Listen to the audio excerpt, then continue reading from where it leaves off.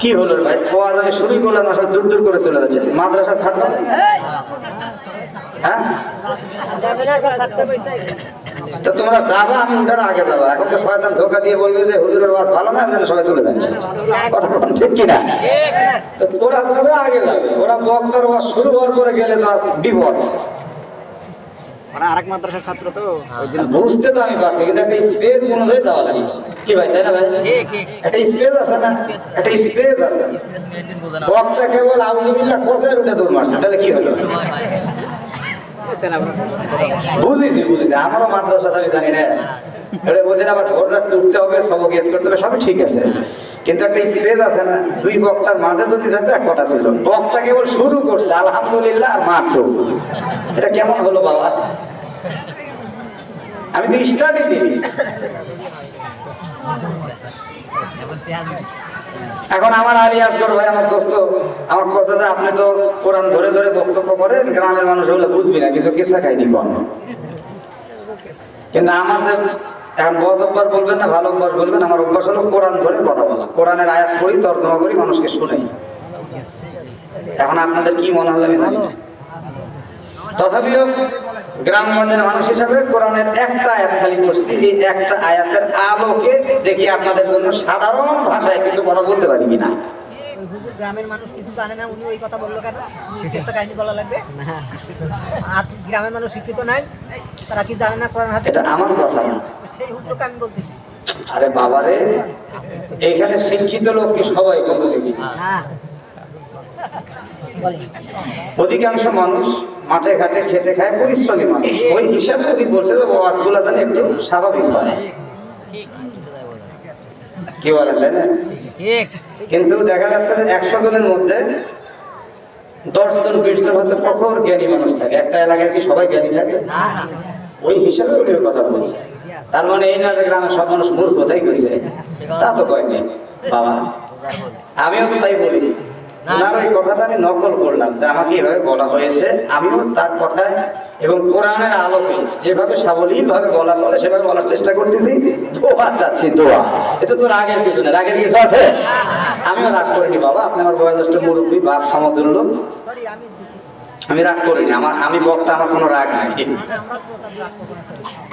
তো সূরাটার নাম হলো বাকারা। সূরাটার নাম কি? বাকারা মানে গরু, জোরে গরু। এই বাকারা মানে কোন গাভী এটা বোঝা লাগে? পুরুষ গাভী না মহিলা গাভী? আমার ওয়াজ কিন্তু এই ধরনের কথা, কি বুঝছেন? সারা জীবন বাকারা শব্দের অর্থ পড়ছেন কেউ, অথবা আমাদের মতো বক্তাদের মুখে শুনছেন। বাকারা মানে গরু, বাকারা মানে গরু, গাভী, গরু, গাভী। কোন গাভী? পুরুষ গাভী না মহিলা গাভী? এই দেখেন, বা কফ র শেষে আছে তায়ে তানিস। তা দুই প্রকার, সকলে বলেন তা কয় প্রকার? একটা হলো লম্বা তা, আর একটা হলো গোল তা। এরকম করে দিয়ে 2 ফোঁটা দিলে সেটা হয় গোল তা, আর এইরকম করে লম্বা করে যদি নৌকার মধ্যে একটা দিয়ে যদি 2 ফোঁটা দেওয়া হয় তাহলে হয় লম্বা তা। কথা কি বুঝতে পারতেছেন? লম্বা তা না, এটা হলো গোল তা। তায়ে তানিস দিয়ে বোঝানো হয়েছে এটা হলো মহিলা গরু। কি গরু? মহিলা গরু। মহিলা গরু, পুরুষ গরু না, এরে গরু না, গাভী। এই গাভীর নামকরণের কারণ এগুলি আলাদা বিষয়, এগুলি বলতে গেলে আমার আলোচ্য বিষয়ের নদীকে যাবে। এখান থেকে আমি একটি বিষয় আপনাদেরকে শোনাতে চাচ্ছি, একটি খতিয়া। পৃথিবীতে আল্লাহ তাআলা যত কিছু সৃষ্টি করেছেন সব 2 ভাগে বিভক্ত। কয় ভাগ? 2 ভাগ। একটা হলো নারী আর একটা হলো পুরুষ। মহান রব্বুল আলামিন একটা আর একটার বিপরীত সৃষ্টি করেছেন। রাতের বিপরীত দিন, দিনের বিপরীত রাত, ইমানের বিপরীত কুফরি, নারীর বিপরীত পুরুষ, পুরুষের বিপরীত নারী, আসমানের বিপরীত জমিন, জমিনের বিপরীত আসমান, জান্নাতের বিপরীত জাহান্নাম, জাহান্নামের বিপরীত জান্নাত। আছে না? কিন্তু এর মাঝে আবার আরেকটা তৃতীয় সৃষ্টি আল্লাহ করেছে। একটু সুবহানাল্লাহ জোরে বলেন। তৃতীয় সৃষ্টি কি? আপনি সূরা বাকারার শুরুতে যদি পড়েন, আলিফ লাম মিম যালিকাল কিতাবু লা রাইবা ফীহি হুদাল লিল মুত্তাকিন আল্লাযীনা ইউমিনুনা বিল গায়বি ওয়া yuqīmūnas salāta wa mimmā razaqnāhum yunfiqūn ওয়াল্লাযীনা ইউমিনুনা বিমা উনজিলা ইলাইকা ওয়া মা উনজিলা মিন ক্বাবলিক ওয়া বিল আখিরাতি হুম ইউকিনুন উলাইকা আলা হুদাম মির রাব্বিহিম ওয়া উলাইকা হুমুল মুফলিহুন।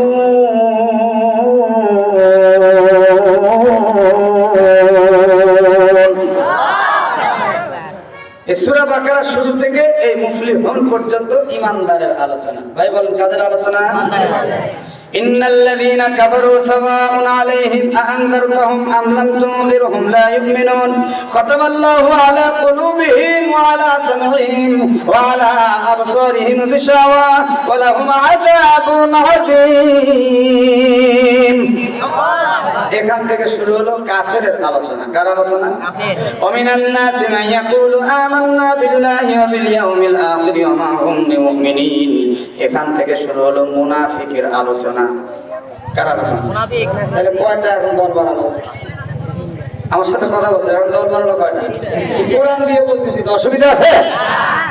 কারো যদি গায়ে লাগে আমার কিছু করার নাই, আমি কোরআন দিয়ে বলে যাবো, এতে কারো খারাপ লাগলে তার ব্যক্তিগত ব্যাপার, কিন্তু আল্লাহর কোন ভাগ কথা আমাকে বলে যেতে হবে। একদল ইমানদার, আর একদল কাফের, আর একদল মুনাফিক। ইমানদার এটাও প্রকাশ্য থাকতে হবে, কাফের এটাও প্রকাশ্য, কিন্তু মুনাফিক এরা কাফেরদের অন্তর্ভুক্ত হতে চায় না, এরা ইমানদারের পরিচয় দান করে। এদের মনের মধ্যে একদম অন্ধকার দিয়ে ভরা, আর এই মুনাফিক হলো ইসলামের জন্য সবচেয়ে বড় ক্ষতিকর। সবচেয়ে বড় ক্ষতি করেছে এই যুগে যুগে মুনাফিকেরা। মাথার মধ্যে পট্টি লাগায়, কখনো শাহজালালের মাজারে গিয়ে সেজদা দেয়, কখনো আবার তাসবিহ হাতে নেয়, কখনো আবার উমরা করে বলে আমাদেরকে একটু সিল মারো, আমরা অমুক করবো তমুক করবো। সব ভুয়াবাদী। এরাই হলো ইসলাম আর মুসলমান দেশ ও দশের সবচেয়ে বড় শত্রু। সবচেয়ে বড় শত্রু মুনাফিক। মুনাফিক চায় কি জানেন? ভালো সেজে আপনার কাছে এসে চোখের বাড়ি ছেড়ে একটু ভাব নেওয়ার, আসলে এগুলো সব মিথ্যা। আভ্যন্তরীণ ভাবে ওই মুনাফিক চায় পুরা এলাকা, জাতি, দেশ, সমাজ, মাদ্রাসা, মসজিদ, ইসলাম সবকিছুর ক্ষতি সে করতে চায়, আর উপরে যা দেখে এটা সাইড করবে। এটা যুক্তি দিলে খুব ভালো করে বুঝবেন। এক ভদ্রলোক মনে করেন আপনাদের এই বিনোদ করে এই কাশিয়াওয়ালা মাদ্রাসা আসতে এসে খুব মায়া কান্না শুরু করতে, বলে হুজুর আমি খুব কষ্ট পাচ্ছি, খুব মর্মাহত হয়ে যাচ্ছে হুজুর, আপনাদের এই মাদ্রাসায় আমি শুনেছি খাওয়া দাওয়ার খুব কষ্ট হুজুর, তো আমি একটু নিয়াত করছি আপনার মাদ্রাসার যত ছাত্র খাবারের সমস্যা থাকবে আমি তাদের খাবার আমার বাড়ি থেকে খাওয়াবো। হুজুর বলতেছে আলহামদুলিল্লাহ আলহামদুলিল্লাহ, এতদিনে একটা উদার দিলে মানুষের মতো মানুষ পেলাম। বলে থাকে থামেন, আগে আলহামদুলিল্লাহ বলিয়ে দেন। বলে কেন? আমি খানা খাওয়াবো ঠিকই, কিন্তু 3টা প্রশ্ন উত্তর যে দিতে পারবে আমি তাকে খানা খাওয়াবো, তাছাড়া খাওয়াবো না। প্রশ্ন কয়টা? 3টা। জোরে বলেন না কয়টা? 3টা। হুজুর বলে আল্লাহর রাস্তায় খাওয়াবে, এর জন্য প্রশ্ন করার দরকার নেই। আপনার বাড়িতে যদি কাউকে আপনি দাওয়াত দিয়ে নিয়ে প্লেটের সামনে খাবার দিয়ে সব দিয়েছেন, মাছ দিয়েছেন, গোস্ত দিয়েছেন, পোলাও দিয়েছেন, দই দিয়েছেন, মিষ্টি দিয়েছেন, সব দিয়ে বলছেন থামেন আগে খেয়ে যান, 3 প্রশ্নের উত্তর দিতে পারলে খাবেন, না হলে কেটা ওঠে। আচ্ছা বলেন তো খাবে না উল্টা পিটন দেবে? ফাইজলামি করিস, খাওয়ালে খাওয়াবো, না খাওয়ালে না খাওয়াবো। প্রশ্ন কিসের রে? কথা কম না কেন? প্রশ্ন কিসের? এখন হুজুর মানুষ কিছু তো কর নাই। আচ্ছা আচ্ছা ঠিক আছে, যদি দেখি এরকম কোনো ছেলে পেলে পাওয়া যায় দেখুন, আপনার জন্য দোয়া করি। হুজুররা কিন্তু দোয়া এক্সপার্ট, কথা ঠিক কিনা? তাদের জন্য দোয়া করি, আপনি টেনশন নিয়েন না। বহুদিন পর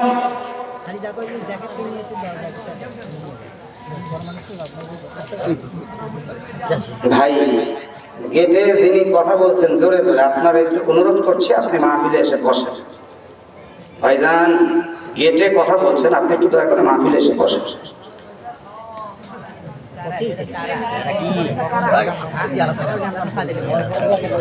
বহুদিন পর মাদ্রাসার মধ্যে 7-8 বছরের একটা বাচ্চা এসেছে। এই বাচ্চা এসে বলছে, হুজুর আমি ক্লাস 3 পাস করে আসছি, আমাকে একটু দয়া করে মাদ্রাসায় ভর্তি নেন। হুজুর বললেন, বাজান ভর্তি নেওয়া যায়, কিন্তু খাবারের কোনো ব্যবস্থা নাই। বাচ্চাটা তখন বললেন, ভর্তি নেন, খাবারের চিন্তা আমার, আপনার চিন্তা করতে হবে না। জোরে পার মারহাবা। হুজুর বললেন, খাবারের চিন্তা তুই কেমনে করবি? বলে, এই গ্রামের সব মানুষ খেয়ে থাকে নাকি না খেয়ে থাকে? বলে, সব মানুষ খায়, কিন্তু মাদ্রাসার ছাত্রদের খাবার কোনো চিন্তা কারো মাথার মধ্যে নেই। বাচ্চারা তখন মুস্কি হাসতে হাসতে বললেন, হুজুর সব মানুষ যদি খায় অবশ্যই আমিও খাবো, কোনো টেনশন নেই। বলে, তাহলে যেহেতু তুই হিম্মত করতেছিস, তোর জন্য একটা জায়গা আছে, চল চল, কিন্তু প্রশ্নের উত্তর দিতে হবে 3টা। ছেলেটা তখন মুস্কি হাসতে হাসতে বললেন, হুজুর লোকটা প্রশ্ন করবে আর উত্তর জোগাড় দিবে আমার আল্লাহ। জোরে বলেন কে? আরো জোরে। উত্তর জোগাড় দিবেন আমার আল্লাহ। 1 কদম 2 কদম করে এবার ছাত্রটাকে নিয়ে হুজুর ওই মাদ্রাসার হিতাকাঙ্ক্ষী যে লোকটা হয়েছিল তার বাড়ির আঙ্গিনার সামনে গিয়ে দাঁড়ালো। দাঁড়ানোর পরে দেখতে পেল এই লোকটা বাড়ির আঙ্গিনা চেয়ারে বসে বসে পান চাবাচ্ছে। লম্বা একটা সালাম দিল, আসসালামু আলাইকুম, কিন্তু ওয়ালাইকুম সালাম নেয় নাই, মাথার মধ্যে একটা ঝাঁকি মারছে। এরকম ঝাঁকি মারার লোক দুনিয়ায় আছে না নাই? আপনাদের এলাকায় কি মশান, বিগত 16 বছর থেকে মশান। সালাম দিলে ওয়ালাইকুম বলার টাইমও নাই, কথা কন না কেন, ঠিক কি না? টাইমই নাই ওয়ালাইকুম বলা। কি মশান রে বাবা রে।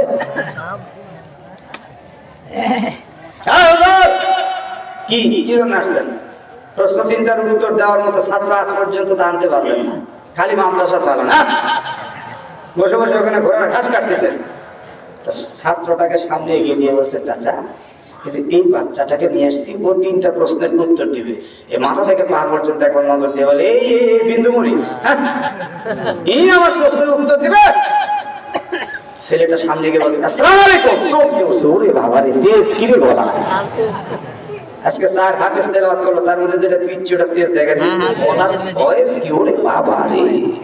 আল্লাহ এই 4 জনের সিনাটাকে একদম কোরআনের নূর দিয়ে ভরে দেন। সাথে সাথে মাদ্রাসার প্রত্যেকটা ছাত্র, সাথে সাথে এলাকার প্রতিটি ঘরে ঘরে কোরআনের নূরের হাফেজকে আল্লাহ কবুল করেন। বলে, তুই উত্তর দিবি? বলে, আপনি প্রশ্ন করলে আমি বলতে অসুবিধা নেই, আপনি প্রশ্নটা করেন তো দেখি কি এমন প্রশ্ন। বলে, আমার 1 নম্বর প্রশ্ন হলো, আমাদের বাংলাদেশের মা বোন খড়ি দিয়ে যখন চুলার মধ্যে আগুন জ্বালিয়ে দেয়, এই আগুন জ্বললে একটা ধোঁয়া হয়, এই ধোঁয়াটা কোন জায়গায় যায় একটু জানতে চাই। আচ্ছা বলেন, এটা কি প্রশ্ন না শয়তানি? ধোঁয়া কোন জায়গায় যায় এটাকে জানার কারো দরকার আছে? এই ধোঁয়াটা এক সময় বাতাসের সঙ্গে মিশে যায়।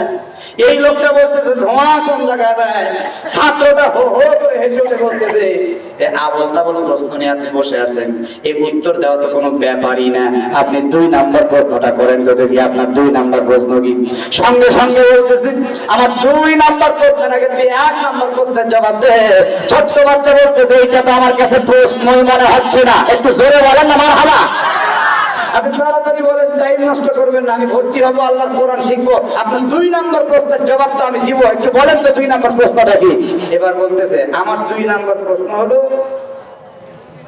যখন গরু ছাগলের খোঁটা দাঁড়ন দেওয়া হয়, খোঁটা বলেন না কি বলেন, এই খোঁটা যখন দাঁড়ন দেয়, টেনে তোলার পরে দেখা যায় ওই জায়গায় মাটি থাকে না, মাটিটা কোথায় গেল?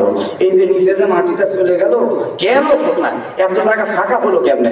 আসলে যে খোঁটা যখন মাটিতে যায় তখন মাটি চতুর্দিকে সরে যায়, এটাই তো স্বাভাবিক কথা। আর ও বলতেছে খোঁটার নিচের মাটি কোথায় গেল?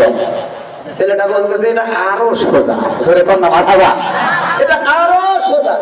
বলে, আশ্চর্য, উত্তর দে। বলে, আমার সময়ের দাম আছে, আপনি তাড়াতাড়ি করেন না কেন? সুবহানাল্লাহ। এবার বলতেছে, আমার 3 নম্বর প্রশ্ন, আমাদের গ্রাম গঞ্জের মানুষগুলো তেল দিয়ে বাতি জ্বালায়, কারেন্ট চলে গেলে মোমবাতি জ্বালায়, রাত্রিবেলা যখন বাতি নিভিয়ে দেওয়া হয় ঘুমের সময়, এই বাতির আগুন কোন জায়গায় যায় বলতো দেখি? বাতি নিভাই দিলাম, আগুন কই গেল? ছোট্ট বাচ্চা বলতেছে এগুলি আসলে কোনো প্রশ্নই না, তারপরেও যেহেতু আপনি উত্তর চাচ্ছেন আমি উত্তর শুরু করলাম আল্লাহর নাম পড়ে। এই যে আপনি বসে আছেন খোলা আসমানের নিচে, উপরের দিকে একটু তাকিয়ে দেখুন কি দেখা যায়। তাকিয়ে দেখতে পাচ্ছে একটু ভাঙা ভাঙা সাদা কালারের মেঘ। এবার বলতেছে ওই যে মেঘ দেখা যাচ্ছে, বলে মেঘের কালার কি কয়? সাদা। মেঘ কোথায় আছে, উপরে না নিচে? বলে মেঘ আছে উপরে। আপনি কিন্তু মেঘের কালার সাদা বললেন, বলে হ্যাঁ তা তো বললাম। মেঘ উপরে তাও বললেন, বলে হ্যাঁ তাও তো বললাম। বলে আমাদের বাংলাদেশের মা বোন যখন চুলায় আগুন জ্বালিয়ে দেয়, ওই ধোঁয়াগুলো গিয়ে ওই সাদা রঙের মেঘের সঙ্গে ধাক্কা লাগিয়ে দেয়। আপনি এটাও বুঝেন না, আসলে কিন্তু এই মেঘগুলো ধোঁয়া না, ওগুলো ওরা জলীয় বাষ্প পানি। কিন্তু এই বদমাস যেমন প্রশ্ন করছে তেমন উত্তর দিছে, যেমন কুকুর তেমন ময়ূর। জোরে জোরে বলেন ঠিক কিনা? যেই বলছে মেঘও সাদা ধোঁয়াও সাদা, মেঘ উপরে ধোঁয়াও যায় উপরে, ওখানে গিয়ে ধাক্কা লাগেছে। ও তখন মনে মনে চিন্তা করলো শয়তানি করছি ঠিকই, কিন্তু ভাত বোধহয় খাবে, আমি তো খাওয়ানোর ক্লিয়ার খাবি। মনে মনে করে বিন্দু মরিচ আইবো করছে কি? বলে থাকো দুশ্চিন্তা করবেন না। আপনি তো বললেন খুঁটার নিচের মাটি কোন জায়গায় যায়, তাহলে শোনেন শোনেন। আপনি কি কোনো সময় পাহাড়ি অঞ্চলে গেছেন? বলে জীবনে বহুবার পাহাড়ি অঞ্চল দেখছি। বলে আপনি যখন আপনাদের এই কাশিয়াবালা গ্রাম থেকে গরু ছাগলের খোঁটার মধ্যে ঠক ঠক ঠক ঠক করে পিটন দেন, ওই খোঁটার নিচের মাটি আল্লাহর জমিনের নিচ দিয়ে গিয়ে ওই হিলটেক্সের পাহাড়ে ধাক্কা লাগায়। ওই তাই তো পাহাড়ে এত বড় বড় হিল, আসলে এত মাটি পাহাড়ে জমলো কোত্থেকে? এই খুঁটার মাটি বলে পাহাড়ে জমছে।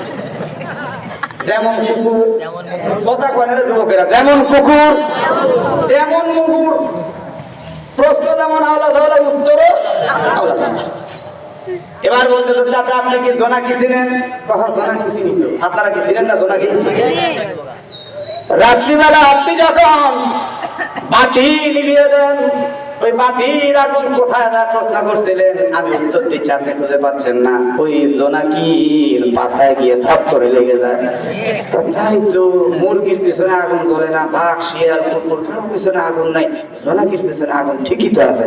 এবার হুজুর বলতেছে তাহলে একে একটু জায়গায় রাখেন, ভাতটা তো অন্তত খাওয়াবেন। আপনি বলছিলেন শয়তান তখন বলতেছে আসলে ওটা আমার মনের কথা ছিল না।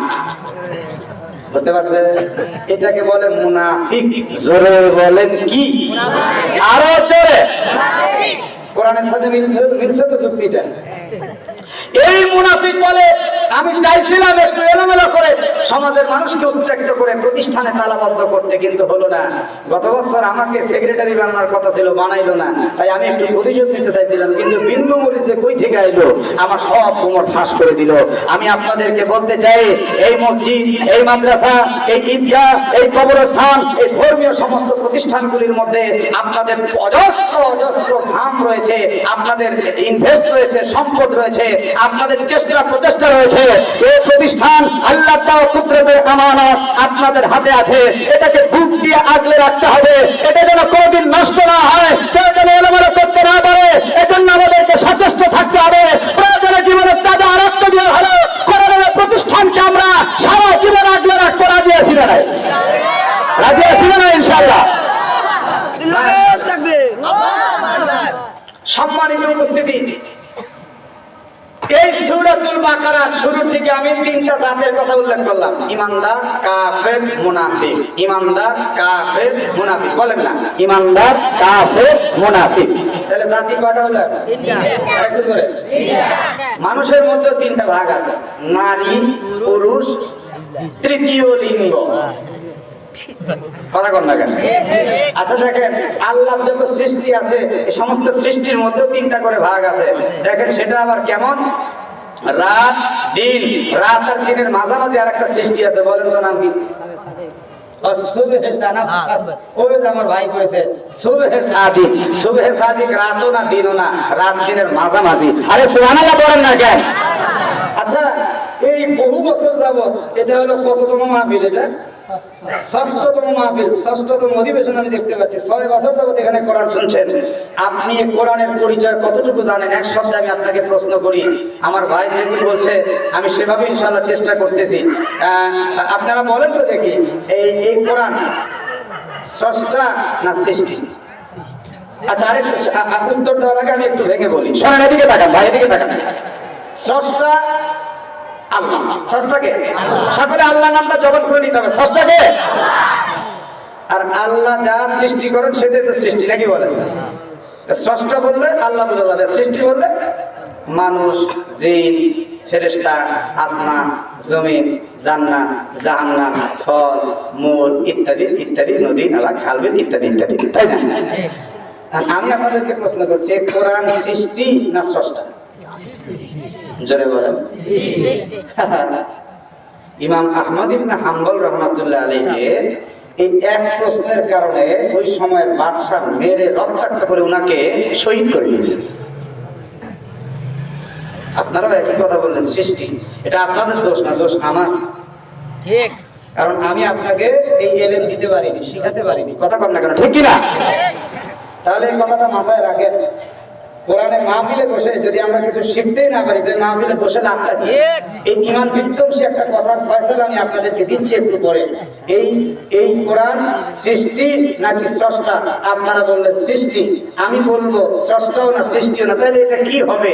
এই কোরআনটা কি আমি আপনাদেরকে বুঝাবো। কিন্তু যে পয়েন্ট থেকে আমি এতগুলো কথা বললাম, সূরার নাম বাকারা। সূরার নাম বাকারা মানে গাবি। কি গাবি? মহিলা গাবি। জোরে কর। মহিলা গাবি।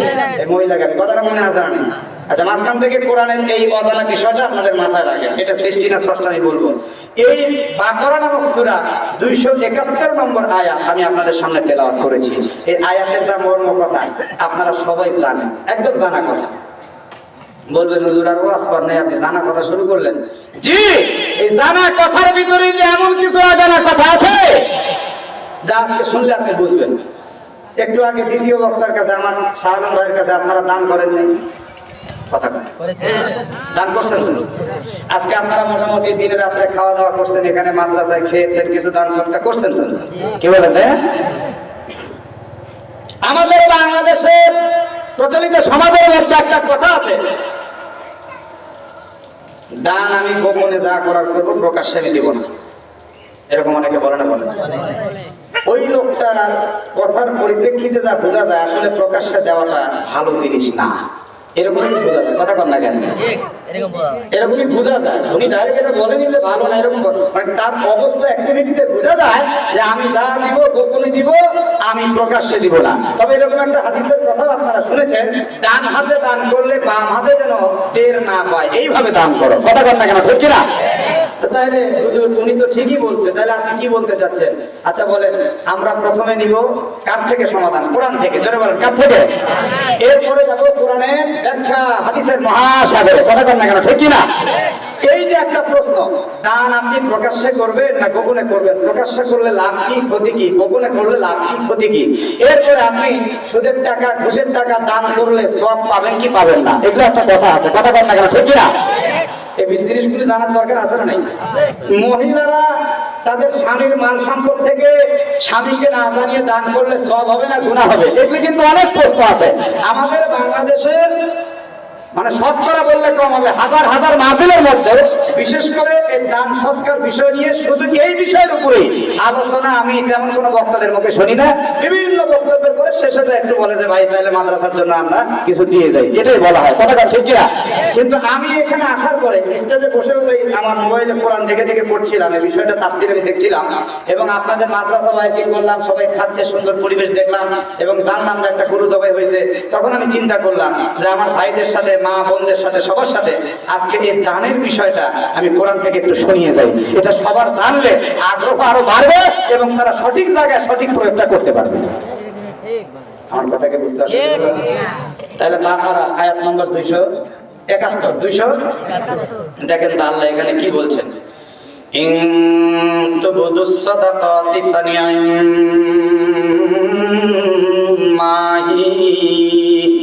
ইনে সতিয়া ইন তুবদুস সাদাকাতি ফানি'মাহি। যদি তোমরা দান করো প্রকাশ্যে সেটাও ভালো। সুবহানাল্লাহ বলেন। আল্লাহ প্রথমেই বলছেন যদি তোমরা দান করো প্রকাশ্যে, তো বুঝু তোমরা প্রকাশ্যে যদি দান করো মানে মাহি সেটাও ভালো। এখন প্রশ্ন কেমনে ভালো? আল্লাহ নবী হাদিসের মধ্যে উল্লেখ করছেন যে ব্যক্তি এই নিয়তে প্রকাশ্যে দান করে আমি দান করব, আর আমার টাকা দেখি সবাই দান করতে থাকলে মাদ্রাসার উপকার হবে, মসজিদের উপকার হবে, ইসলামের উপকার হবে, দ্বীনের উপকার হবে। আল্লাহর নবী বলেন এই দান যখন সে এই নিয়তে করতে থাকবে, বাহাবা নেওয়ার নিয়তে নয়, তখন আল্লাহ রাব্বুল আলামিনের নবী বলেন ওই লোকটা দেখা দেখি তারপরে যতজন দান করবে এই দানের বদৌলতে আল্লাহ তো তাকে তার সওয়াবটা দিবেন, অন্যদের উদ্বুদ্ধের ফজিলতের সওয়াবটাও তার আমলনামায় দান করে দিবে। এখন আপনারা ফতোয়া দেন দান প্রকাশ্যে করা ভালো না খারাপ? আস্তে বলেন যে কোরআনের পক্ষে আওয়াজ, প্রকাশ্যে দান করা ভালো না খারাপ? তাহলে এটা যদি ভালো হয় তাহলে গোপনে কি টেনশন নিয়ে না। এবার আল্লাহ বলেছেন ওয়া ইন তুফুহা ওয়া তুদুহাল ফুকারা ফাহুয়া খায়রুল লাকুম। আর যদি তোমরা দান করো গোপনে, জোরে বলেন কেমনে? গোপনে, জোরে বলেন কেমনে? যদি তোমরা দান করো গোপনে আর ফকির মিসকিনদের হাতে তোমরা সেটা পৌঁছে দাও ফাহুয়া খায়রুল লাকুম, তাহলে তা প্রকাশ্যে চাইতে উত্তম। সুবহানাল্লাহ জোরে দাও। প্রকাশ্যে দান করা ভালো, গোপনে দান করা উত্তম। কোরআনের ফতোয়া পাইলেন তো? এবার আওয়াজ করে বলেন প্রকাশ্যে দান করা ভালো, গোপনে দান করা উত্তম। এবার দান করলে লাভ কি? আল্লাহ তাআলা কোরআনে বলছেন ওয়া ইউকাফিরু আনকুম মিন সাইয়্যাতিকুম। দান করার দ্বারা মহান রব্বুল আলামিন বান্দা বান্দীদের পেছনের গুনাহগুলো maaf করে দেন। কয়টা মেসেজ পেলেন দেখেন তো? এক নাম্বার প্রকাশ্যে দান করা ভালো, সুবহানাল্লাহ। দুই নাম্বার গোপনে দান করা উত্তম, সুবহানাল্লাহ। তিন নাম্বার দান করলে জীবনের গুনাহ maaf হয়, সুবহানাল্লাহ জোরে দান। নবী আমার হাদিসের মধ্যে বলেন যে ব্যক্তি দান করে আল্লাহ তাআলা তার হায়াতকে বাড়িয়ে দেন, সুবহানাল্লাহ বলেন। যে ব্যক্তি দান করে as-সাদাকাতু তারুদ্দুল বালা, আল্লাহ দান করার দ্বারা তার বালা মুসিবত দূর করে দেন। যে ব্যক্তি দান করে আল্লাহ তাকে দুরারোগ্য ব্যাধি থেকে মুক্তি দান করেন। অন্য হাদিসের মধ্যে আমার নবী বলেন যে ব্যক্তি দান করেন মহান রব্বুল আলামিন দুনিয়া আখিরাতের কল্যাণ রেখে দেন। সাহাবী প্রশ্ন করলেন ইয়া রাসূলুল্লাহ, দুনিয়ার কল্যাণ নয় বুঝলাম সুস্থ হলাম, দুনিয়ার কল্যাণ নয় বুঝলাম আমার হায়াত বৃদ্ধি হলো, কিন্তু আখিরাতের কল্যাণটা কি? আল্লাহর নবী তখন বললেন ওগো আমার সাহাবারা, কাল হাসরের ময়দানে কিছু কিছু মানুষকে মহান রব্বুল আলামিন ডাক দিবেন বান্দা এদিকে আসো। বান্দা যখন ভয়ভীত সন্ত্রস্ত অবস্থা আসবে, আসার পর আল্লাহ ডাক দিয়ে বলবেন বান্দা তোমাকে এই যে বহুত পর্বত সম নেকি দিয়ে দিলাম, এই নেকি নিয়ে তুমি এই মুহূর্তে জান্নাতে চলে যাও। আচ্ছা, জান্নাতে যাওয়ার কথা শুনলে খুশি লাগবে না কান্না লাগবে? আমরা কি জান্নাতে যেতে চাই না? চাই না? তাহলে এক আওয়াজে বলেন আমরা সবাই, আমি বলবো আমরা সবাই, আপনারা বলবেন জান্নাতি। রেডি আছেন তো ইনশাআল্লাহ? দেখি আল্লাহকে শুনিয়ে দেন, ফেরেশতারা সাক্ষী, কেউ জবান বন্ধ রাখবে না যে জান্নাতে যাওয়ার নিয়ত করে। রেডি? আমরা সবাই জান্নাতি। বুঝা গেল জান্নাতে সবাই যাবে। মানে চিন্তা করতে যে আমি যে হারে সুদ খাই না না, এখন আপনি জান্নাতের বাগানে বসছেন, এই জন্য একটু জোরে সোরে একটা আওয়াজ দিয়ে আল্লাহরে শোনায় দেন আমরা সবাই মোটামুটি হয়েছে। আমরা সবাই, আমরা সবাই, আমরা সবাই। কিন্তু এই জান্নাতের ঘোষণা দেওয়ার পরেও ওই বান্দা কাঁদবে। আল্লাহ বলবেন কাঁদিস কেন? ইয়া রাব্বাল আলামিন, কাঁদতেছি, এত সওয়াব তুমি আমাকে কেন দিলা? কই পাইলা এত সওয়াব? আমি তো এত ভালো লোক ছিলাম না, তাই খুশিতে কাঁদতেছি। সুবহানাল্লাহ। আল্লাহ বলবেন তুই এই যে কাশিয়াওয়ালা মাদ্রাসায় মাত্র 1 টাকা দান করছিলি, খালেদ দিলি, আমি আল্লাহ তাআলা সেই দিন থেকে ধরে দানকে বাড়াইতেছি বাড়াইতেছি বাড়াইতেছি। উদাহরণস্বরূপ তুই যেমন দুনিয়ার মধ্যে একটা ছাগল ছানা ক্রয় করতি, ওই ছাগল ছানা তুই লালন পালন করে বড় করে তারপরে বিক্রি করে মুনাফা অর্জন করে অনেক পয়সা কামাই করতি। আমিও তোর 1 টাকাকে 10 টাকা বানাইছি, 10 টাকাকে 100 টাকা বানাইছি, 100 টাকাকে গুণ দিয়ে 1000 বানাইছি। আরে আল্লাহু আকবার, কান্না করো। সেই দুনিয়ার সময় থেকে নিয়ে আজকে আমাদের ময়দান পর্যন্ত তুমি দানকে আমি আল্লাহ বাড়াতে বাড়াতে উহুদ পর্বত সম করে ফেলেছি। বুখারী শরীফের সারা নাসরুল পাহাড়ের মধ্যে উল্লেখ করা হয়েছে উহুদ পাহাড় কিন্তু ছোটখাটো কোনো পাহাড় না। যারা হাজির তারা স্বচক্ষে দেখছেন, আল্লাহ আমাকে 2015-তে নিজ চোখে দেখাইছেন। উহুদ পাহাড়টা 9.5 কিলোমিটার প্রশস্ত। এত বড় পাহাড়, এই 9.5 কিলোমিটার প্রশস্ত বেদিন পাহাড়ের সমতুল্য। কাল হাসরের ময়দানে 1 টাকার পরিমাণ সওয়াব দিয়ে আল্লাহ জান্নাত দান করে দিবে। আল্লাহ বলবেন বান্দা যা তুই জান্নাত চলে যা। বান্দা এবার কান কাটাও মারবে। আল্লাহ বলেন খাতিস কে? বলে আল্লাহ ভুল করছি। সুবহানাল্লাহ বলেন না? আল্লাহ বলবেন কি ভুল করছো? বলে হুজুররা বলছিল কিন্তু দেইনি। এই কয়েকদিন আগে এক যুবক ছেলে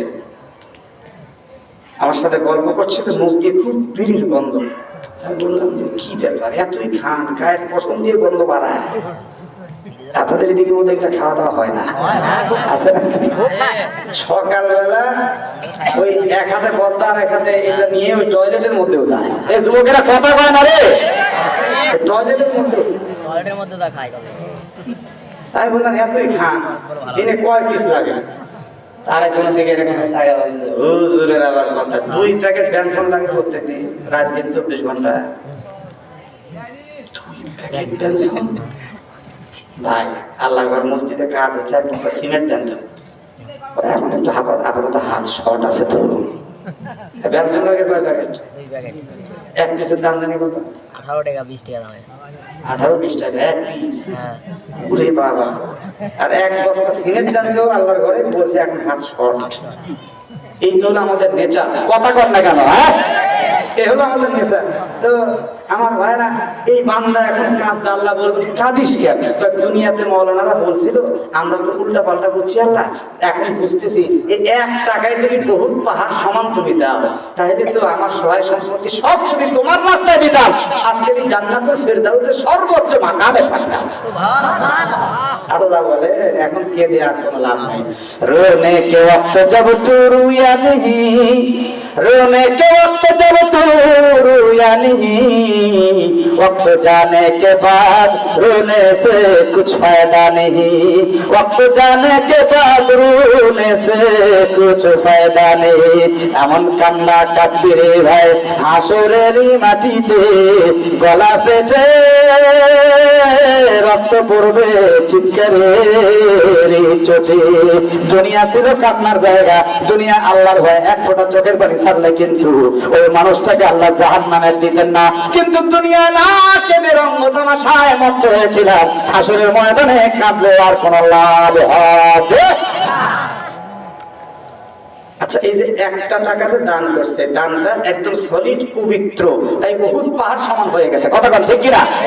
এখন একটা প্রশ্ন আমি একটু আগে মোকদ্দমা করেছিলাম, যদি কেউ সুদের টাকা দান করে, এটাও একটা প্রশ্ন, তাই না ভাই? এই আমার কাছে এমন কোনো মাস নাই, এমন কোনো সপ্তাহ নাই যে ফোন আসে না বল হুজুর রাগ করে 3 তালাক দিয়ে দিছে, হুজুর এখন একটু সমাধান দেন। এই 3 তালাকের ফতোয়া দিতে দিতে মনে হয় আমার এই সারাটা বছরই যায়। এই ঝামেলা বাংলাদেশে এখন কম না বেশি? আপনাদের এলাকা মনে হয় নাই? একটু জোরে কম না, আছে না নাই? আবার কেউ কেউ ফতোয়া চায় যে হুজুর এই চাকরি তো রিটায়ার করছি, তো টাকা পয়সা যাই পেয়েছি না ব্যাংকে একটা ফিক্সড করে দিয়েছি, এখন আমি আল্লাহ রাস্তা বের হয়ে যাচ্ছি, বিশাল এক পাগড়ি গায়ে এক লম্বা জামা লাগাইছে আর উনি চিল্লা দিচ্ছে আর ব্যাংকের ফিক্সড টাকা তুলে তুলে তাবলীগ করতেছে। আচ্ছা বলেন, ফিক্সড টাকার যে ইন্টারেস্ট, শুদ্ধ ভাষায় বললাম সঙ্গের ভাষা মুনাফা, এই যে ভাই আবার সুন্দর করে দিয়েছে মুনাফা।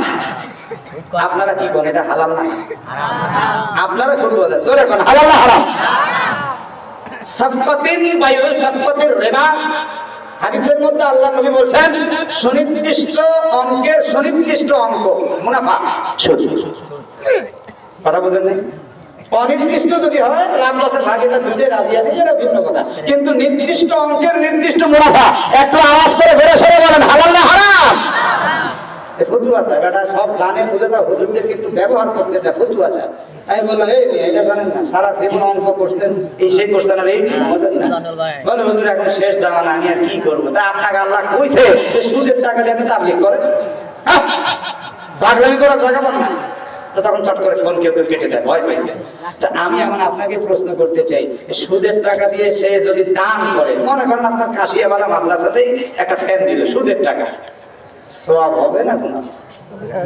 দেখেন কোন সওয়াব নেই, চিন্তা করে সর্বনাশ। হুজুর কি প্রশ্ন করলো রে? শোনেন শোনেন, সুদের টাকা, ঘুষের টাকা, মানুষের মারা টাকা, এই টাকাগুলো সব নাপাক। এক আওয়াজে সকলে বলেন, এই টাকাগুলো কি? আওয়াজ করে বলেন, এই টাকাগুলো কি? বলবেন হুজুর তাহলে আমি তো সুদ যদি না খাই আর যদি সুদ হয়ে যায় ব্যাংকে টাকা রাখার পর, তাহলে এটা কি করবো?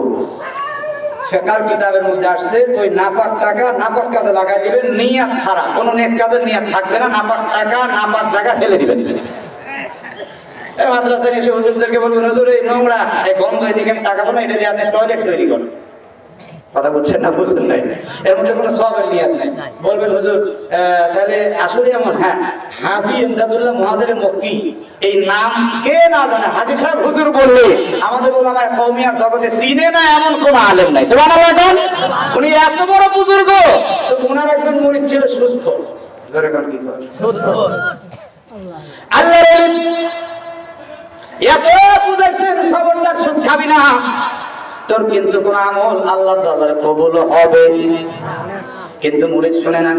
যখন একটু বয়স পার হয়েছে, ওই সময় মুরিদের মনের মধ্যে একটু মরার ভয় লাগছে। এখন কিসের ভয়? দুনিয়াতে বহু কিছু করলাম, এই মুহূর্তে আমার হুজুরের কথার মধ্যে একটু পরামর্শ নিয়ে আমি চলতে চাই। এবার হুজুরের দরবারে আসছে, আসার পরে বলতেছে, হুজুর সারা জীবন আমি সুদে যা কামাইছি নতুন করে আর কামানোর চিন্তা করি না, তবে আমি সুদের যত লভ্যাংশ এগুলি আল্লাহর রাস্তায় দান করে একটু জান্নাতে যেতে চাই। হুজুর তখন একটা ধমক দিয়ে বলছে, খবরদার শয়তান, হারাম টাকা দান করা, হারাম টাকা নিয়াত করা, দানের নিয়াত করা আর একটা হারাম। নাউজুবিল্লাহ। জোরে বলেন। মুরিদ তখন একটু টাকাওয়ালা, তো একটু গর্দান মর্দান মোটা, দেখবেন টাকা বেশি হইলে একটু গলার আওয়াজ উঁচা হয়। কথা কর না, ঠিক কিনা?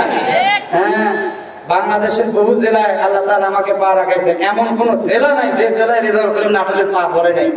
এই বহুত গর্দান মোটাওয়ালা লোককে আমরা দেখছি, বহুত গর্দান মোটা। কিন্তু ওই লোকগুলি যখন আমাদের পরিচয় ভালো মতো জানতে পারে, তখন সালাম দেয়, আসসালামু আলাইকুম। তো গর্দান উঁচা করে তো লাভ নাই। এই গর্দান উঁচা করে বলে, হুজুর আপনি তো ফতোয়া দিলেন হারাম টাকা দান করা আরেক হারাম, আমি দেখতে চাই আমার হারাম টাকা হালাল কাজে ব্যয় করতে পারি কি না। আচ্ছা বলুন, গায়ের জোরে ইসলাম কখনো প্রতিষ্ঠিত করা যায়? কথা বল না কেন? গায়ের জোরে ইসলাম প্রতিষ্ঠিত করা যায়? নিজে কোনদিন ইসলামকে নিজের মতো করে বানান যায়? কিন্তু বিগত 16 বছর ইসলাম নিজের মতো তৈরি হয়ে গেছিল। কথা বল না কেন? ঠিক কিনা? ইসলাম নিজের মতো বানায় ফেলছিল। কি যে একটা অবস্থা! আমরা ওলামায়ে কেরাম স্টেজে বসে, আমি রেজাল্ট করি নাটুরি, কত জায়গায় যে পুলিশ আমাকে ধরে রেখেছে, আর কত জায়গায় যে আমাকে ধরে ধরে ব্রেন টর্চার করছে। আমি তো ভাইরে, আমি সাদা মাথা ওয়াজ করি, কোরআন দিয়ে কথা বলি। এক জায়গায় সুদের উপরে বক্তব্য দিতে গেছি, ময়মনসিংহের ফুলবাড়িয়া থানা, সেখান থেকে আমার বিরুদ্ধে কেস করছে গ্রামীণ ব্যাংক। সুদের ওয়াজ করলো না হুজুর, হুজুর আর দুনিয়ার ওয়াজ পেল না। এই নিয়ে আমার 1.5 মাস কোরআনি খাদ্যে বাড়িতে থাকতে পারি এই সরকার। এক জায়গায় ওয়াজ করছি আমি জন্ম নিয়ন্ত্রণ সম্বন্ধে, কোরআন আয়াত আছে, ওয়ালা তাকতুলু আওলাদাকুম মিন ইমলাক নাহনু নারযুকুকুম ওয়া ইয়্যাহুম। সেখানে স্বাস্থ্য কমপ্লেক্স থেকে আমার নামে কেস করে দিয়েছে যে সরকার কোটি কোটি টাকা জন্ম নিয়ন্ত্রণের জন্য খরচ করে, আর এই হুজুর জন্ম নিয়ন্ত্রণের বিরুদ্ধে ওয়াজ করছে হুজুর জঙ্গি। আমি কই, হাই রে, আমি একটা মানে ফ্যান খাওয়াবো, আমি কোরআন হাতে নিয়ে আসতে দিলে কথা কই, আর আমার নামে কেস। আমার বাড়িতে গোয়েন্দা আসছিল, এসে বলছিল, হুজুর আপনি যে ফ্যান খাওয়ার কথা বলেন, আপনার কথার ওয়েট আছে, আপনি যে কোরআন ধরে যে বলতেছেন আস্তে আস্তে, এটা মানুষের দিলে গাঁথে, এটার অ্যাকশন বেশি।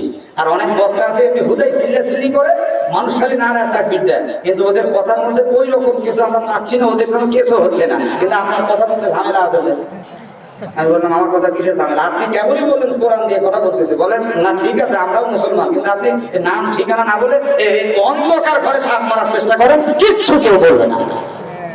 আমি বললাম, তা তো হবে না। আল্লাহ কোরআনে হামান, কারুন, নমরুদ সব নাম প্রকাশ করে দিয়েছে। তো এই বাংলাদেশের যদি কেউ নমরুদের আকারে প্রকাশ হয়, তাকেও পরিষ্কার করে দেওয়া, যাতে ইমানদাররা ধোঁকা না খায়, এটা আমাদের ইমানি দায়িত্ব। কি ভাই, তাই কিনা? এটা আমাদের ইমানি দায়িত্ব। সুতরাং আমরা বলতে চাই, আমরা বাংলাদেশ স্বাধীন হওয়ার পর থেকে 52 বছরের ইতিহাস আমরা দেখেছি। আমরা 52 বছর পর্যন্ত দেখেছি আমরা কার্ল মার্কস দেখেছি, আমরা লেনিন দেখেছি, আমরা সোভিয়েতের বিষবাষ্প দেখেছি, আমরা কিন্তু রাশিয়ার বিষবাষ্প দেখেছি, আমরা সমাজতন্ত্রের ইতিহাস জানি, আমরা রাজতন্ত্রের ইতিহাস জানি, আমরা গণতন্ত্রের অপসাহিত্য জানি। সুতরাং আমি বলতে চাই, এই বাংলাদেশে সব তন্ত্র মন্ত্রকে রাখি মেরে আগামীর পার্লামেন্ট করব, কোরআনের পার্লামেন্ট। কারা কারা দিয়েছে আল্লাহু আকবার বলো হাত তুলে। সম্মানিত উপস্থিতি, এই কোরআনের শাসনটা আমরা এখনো দেখতে পেলাম না। দেখার স্বাদ জাগে না জাগে না? কথা বলেন, জাগে না জাগে না?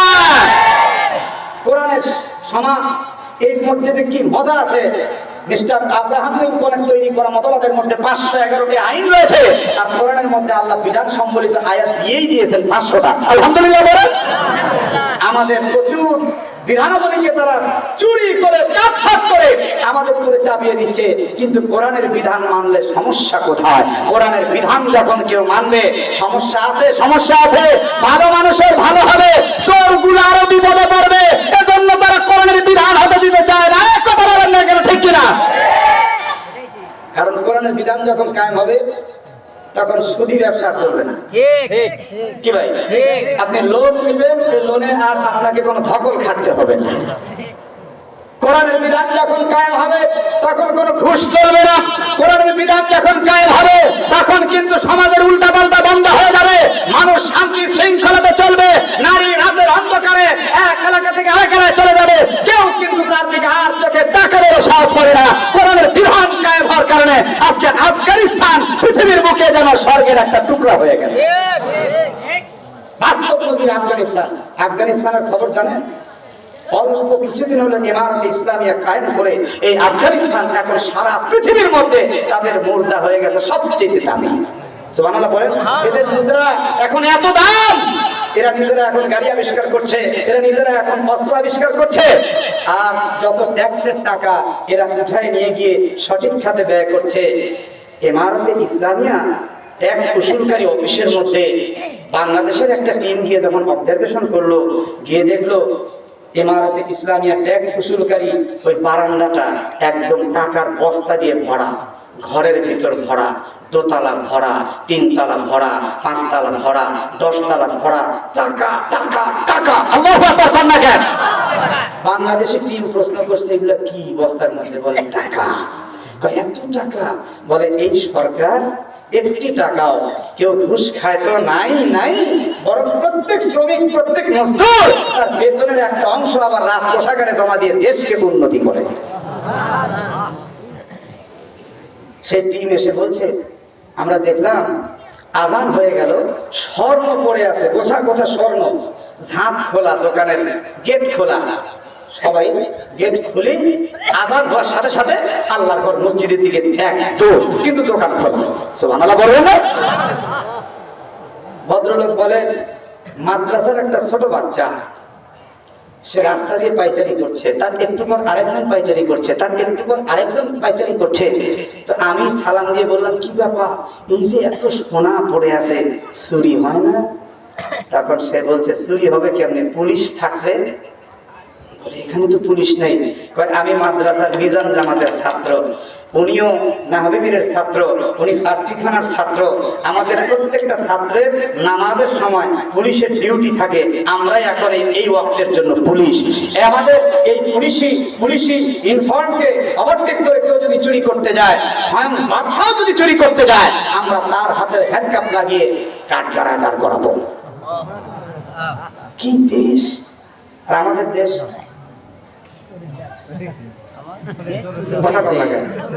শেখ মুজিব তো নিজেই কইছে, কিরে মানুষ 7 কোটি, কম্বল দিলাম 8 কোটি, আমার তা কম কথা কম লাগে।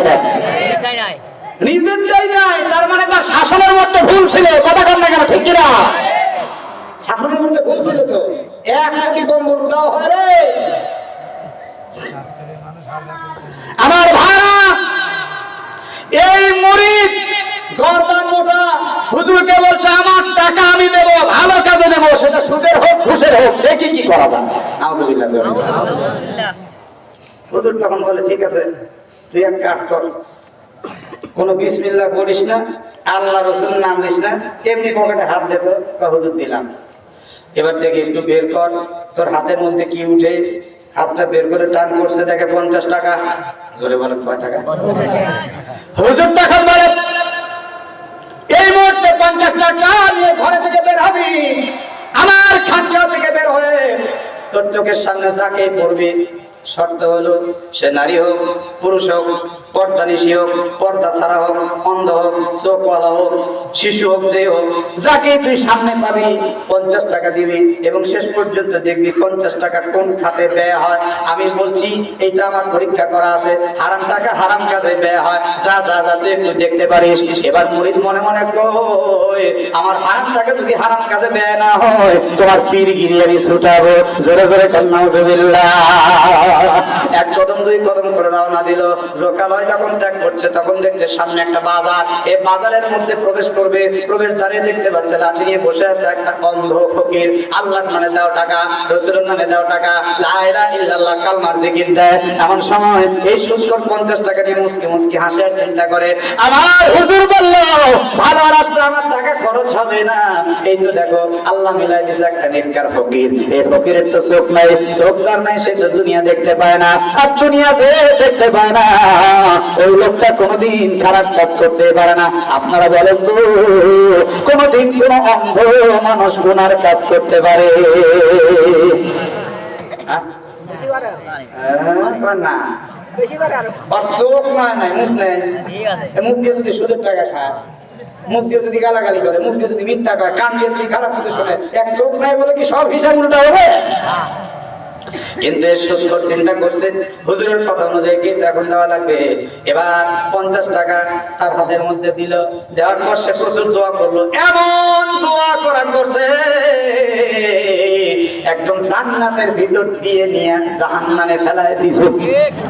কথা কয় না রে যুবকেরা, একদম আমিন আল্লাহ, তুই কবুল করো আল্লাহ, পীরের কথা যেন ঠিক না হয় আল্লাহ।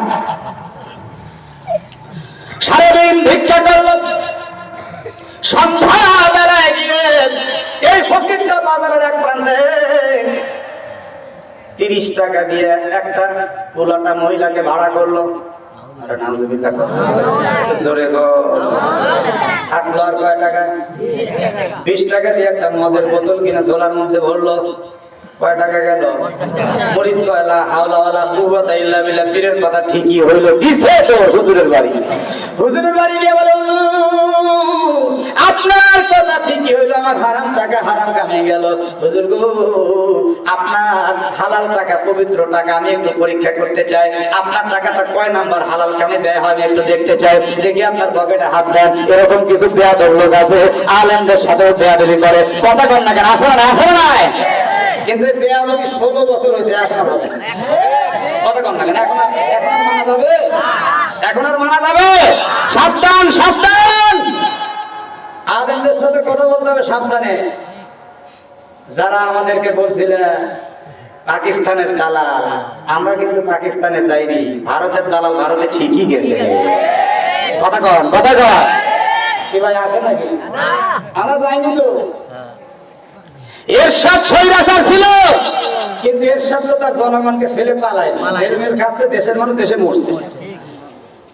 হ্যাঁ, খালেদা জিয়া বিএনপির নেত্রী, উনি গদিও ছেড়ে দিছে, তাও কিন্তু এত অসুস্থ মরণাপন্ন, তারপরে কিন্তু দেশ ছাড়েনি। কথা কন না কেন? কথা কন। তার জাতি গোষ্ঠী জনগণ দল উনি ফেলে রেখে এতিম বানায় কিন্তু যায়নি। এই মিয়ারা যারা আওয়ামী লীগ করেন আপনাদের নেত্রী করলো নাকি? এ কথা কন না কেন? ঠিক কিনা? এটা বুঝার চেষ্টা করেন। খালি আমাদের বক্তব্য শুনলে করে যে ইস করে একটু আপনি মগজ কাটান। এর সাথে স্বৈরাচার বলেন ও দেশ থেকে পালায়নি, খালেদা জিয়া একটা অমুক তমুক বলেন দেশ থেকে পালায়নি, কিন্তু আপনাদের নেত্রী করলো নাকি?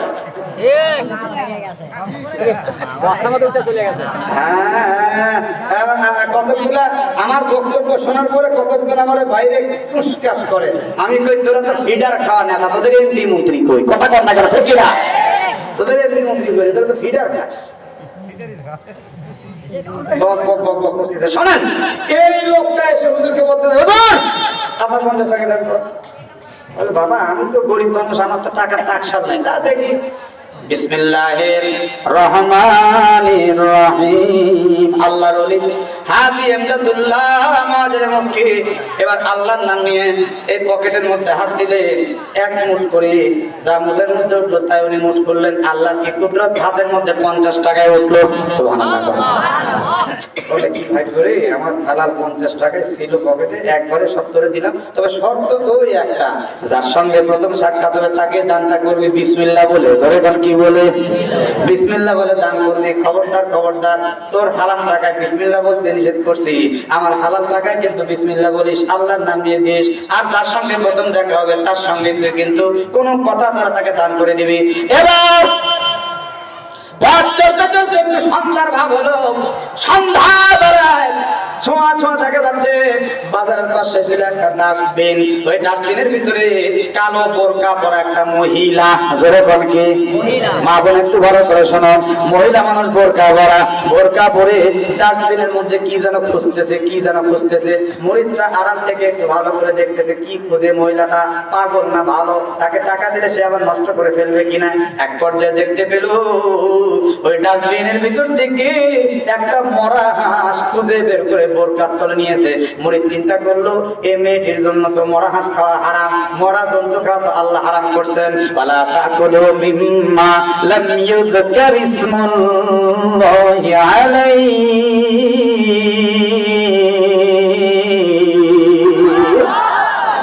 আল্লাহর নাম ছাড়া যদি কোনো উট জবাই করে, হালাল না হারাম? জোরে বল। যদি মোরগ জবাই দেয় আল্লাহর নাম ছাড়া? আচ্ছা, যদি কেউ আল্লাহর নাম বাদে পীর বাবার নামে মোরগ জবাই দেয়, হারাম মানেন তো? কোরআন বললাম তো, লা তাকুলু মিম্মা লাম ইউযকার ইসমুল্লাহি আলাইহি। মোরগ জবাই দিলেও, মুরগি জবাই দিলেও কিন্তু আল্লাহর নামে জবাই দিতে হবে।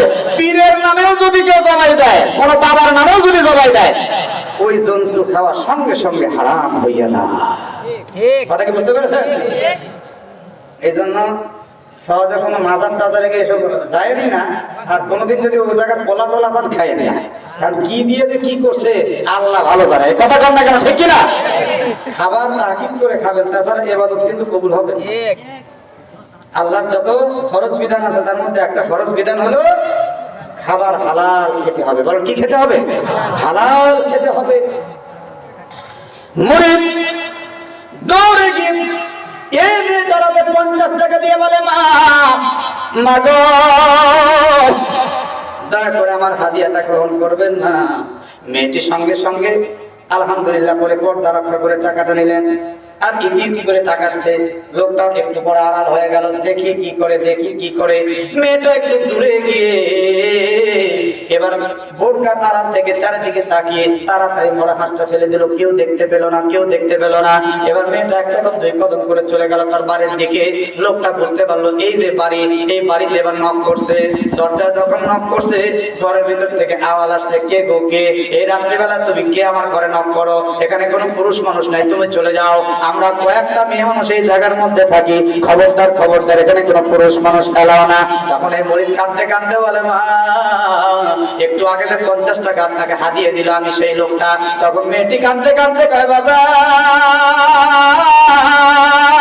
আল্লাহ ভয় লাগে, তুমি আল্লাহকে ভয় করো।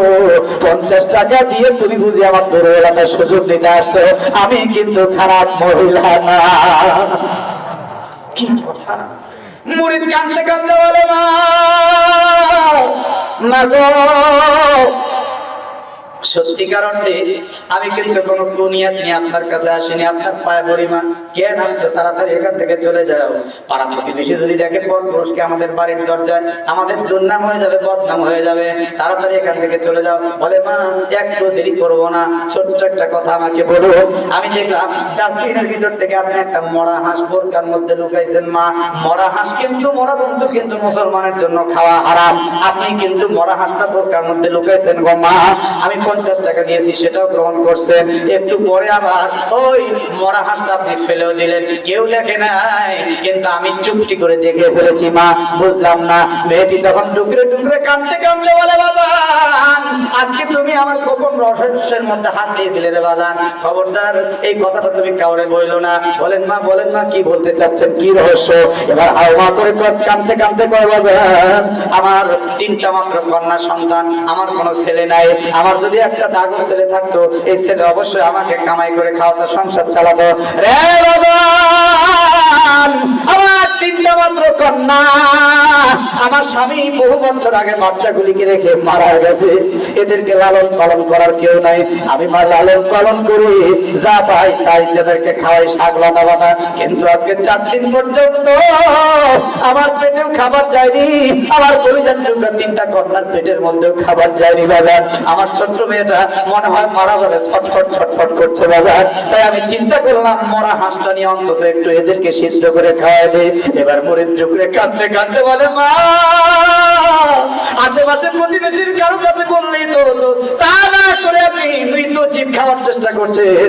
এবার মেয়েটা হাও হাও করে কাঁদতে কাঁদতে বলে, বাজার আল্লাহ দোহাই লাগে, কাউরে বলো না, বলো না, আমরা হলাম আওলাদে রাসূল, আমরা নবী পরিবারের মানুষ, আমাদের জন্য ফিতরা, যাকাত আর সাদাকার পয়সা খাওয়া হারাম। মৃত জানোয়ারটা তুলে নিয়ে আসছি, তুমি যখন 50 টাকা হাদিয়া দিছো তখন আমার জন্য হাঁসটা হারাম হয়ে গেছে, আমি ওই হাদিয়ার টাকা দিয়ে এখন আমার কন্যাদেরকে খাওয়াবো। সঙ্গে সঙ্গে মুরিদ বলরা বিদায় নিলাম বলে একটা দৌড় দিছে, পীর সাহেবের দরবারে গিয়ে পায়ে পড়ে বলে, হুজুর মাফ করে দেন, বেয়াদবি করছি। হুজুর বলে, কি হলো একটু খুলে বল, এমন কান্না করছিস কেন? আদ্যকান্ত সব খুলে বলছে। খুলে বলার পর পীর সাহেব হুজুরও কাঁদবে, বাবা আমার নবীর বংশের মানুষ পাইছিস, যতটুকু পারিস সহযোগিতা কর। বলে, হুজুর আমার কাছে হালাল সামান্য কয়টা টাকা আছে, এছাড়া তো কিছু নেই, সব সুদের টাকা। হুজুর বলে, নবীর বংশকে হারাম খাবার খাওয়াইস না, হালাল টাকা পারলে তাদেরকে একটু দে, নবীর পরিবারকে খাওয়াইলে আল্লাহ আল্লাহ রাসূল খুশি হয়ে যাবে। এবার দৌড়ে গিয়া বাড়িতে আলমারি খুঁজে খুঁজে সামান্য যা পাইলো ওইটা টোপলা বানায় নিয়া 1 কদম 2 কদম করে হাঁটতে হাঁটতে গভীর রাত্রিতে দরজায় গিয়ে নক করছে। মেয়েটা বলে, কে গো কে? আবার ডিস্টার্ব করতে আসলো। হাও মাও করে কাঁদতে কাঁদতে বলেন, মা এই ঘটনা, আমি একটা সুদখোর, কিন্তু আমার কয়েকটা হালাল পয়সা আপনাদের জন্য দিতে আসছি মা। মা বলে, তুমি কি কোনো দুশ্চিন্তা নিয়ে আমাদের কাছে আসতেছো? আল্লাহর দোহাই লাগে এমন কথা বলবেন না, আমি কোনো দুশ্চিন্তা করে এখানে আসি নাই, খারাপ কোনো চিন্তা আসি নাই। মেয়েটি টাকাটা গ্রহণ করে বলল, আল্লাহর দোহাই তুমি চলে যাও, তোমার জন্য দোয়া করি আল্লাহ যেন তোমাকে ক্ষমা করে জান্নাতি বানায় দেয়। এবার বাড়িতে আসছে, এসে সুন্দর মতো গোসল করে 2 রাকাত নামাজ পড়ে সুন্দর মতো ঘুমিয়ে গেছে। আল্লাহর কাছে বারবার মাপছে, আল্লাহ সারা জীবন হারাম কাজ করছি, সুদ খাইছি রে আল্লাহ, তুমি আমাকে ক্ষমা করে দাও রে আল্লাহ। ঘুমের ঘরে রাত্রিবেলা দেখতে পায় মদিনাওয়ালা নবী,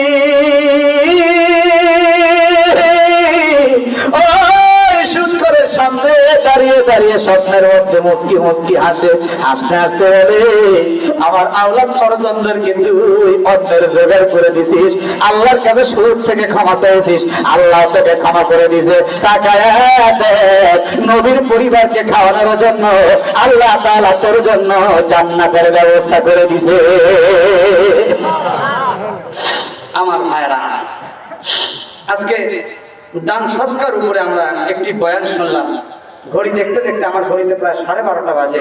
আমি আর লম্বা সময় করছি না, আমি আপনাদের কাছে শুধু এটুকু অনুরোধ রাখবো, এই দ্বীনি প্রতিষ্ঠানকে আপনি আপনার স্বচ্ছ পবিত্র হালাল পয়সা থেকে 1টি টাকাও যদি নিয়ত করে দেন, সেটা কিন্তু বরকতের জন্যই থাকবে। কথা বল না কেন, ঠিক কিনা? পাশাপাশি আর একটা নিয়ত করবো, পায়া ধরবো, প্রত্যেকে জীবন চলে গেল নিয়ত করে ফেলি, হারাম খাবো না। রাজি আছি তো ইনশাআল্লাহ? যত কষ্ট হোক হারাম খাবো না, মরে গেল খাবো না, খাবো না, খাবো না। রাজি আছি ভাই? এই ছিল আজকে আমার বক্তব্য। আর এখন একটি পয়েন্ট শুধু বাকি আছে, কোরআনুল কারীম, এই কোরআন সৃষ্টি না স্রষ্টা, কথাটা মনে আছে না? এই বক্তব্যের আগে আমাকে একটু অনুরোধ করা হয়েছিল, শেষে আপনি দুটি কথা বলবেন। আপনারা সেই দান তো করেই আসতেছেন, যদি কেউ বাকি থাকে আর এই কোরআনের কথা, হাদিসের কথা, নবী পরিবারের কথা শুনে যদি কারো দিলে